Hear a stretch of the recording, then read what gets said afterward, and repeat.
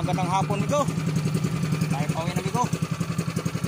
At konti lang huli natin bigo. At ngayong hapon lang tayo naka-isda sa parting ito.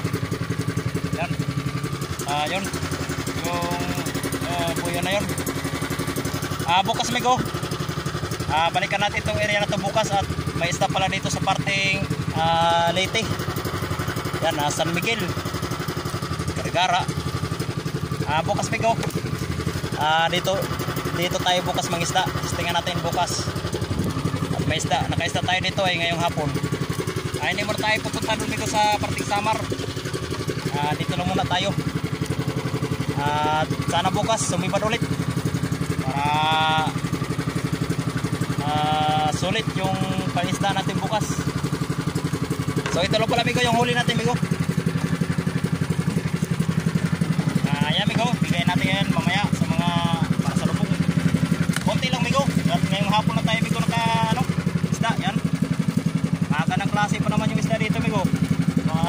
Halo tawagin ay salay ginto.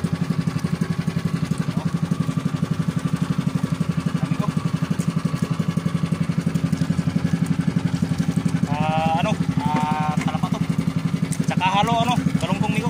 Yan.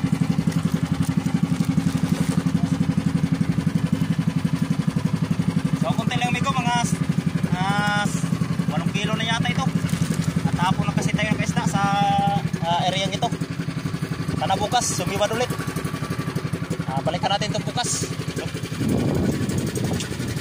Lao tayo bigo ng bigo, Leyte bigo, Leyte. San Miguel. Yan. Yung yun, San Miguel. Yan.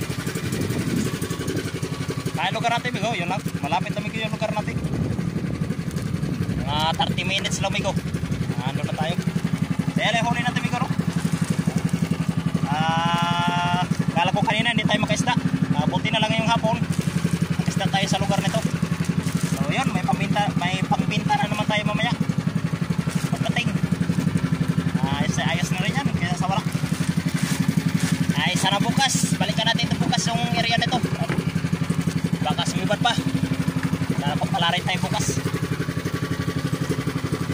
So yun bigo. Tayo malako pa. Yun pala. Maraming salamat pala sa mga subscribers natin dyan. At sa ating mga viewers at sa mga silent viewers natin. Yun. Maraming salamat po sa inyo. At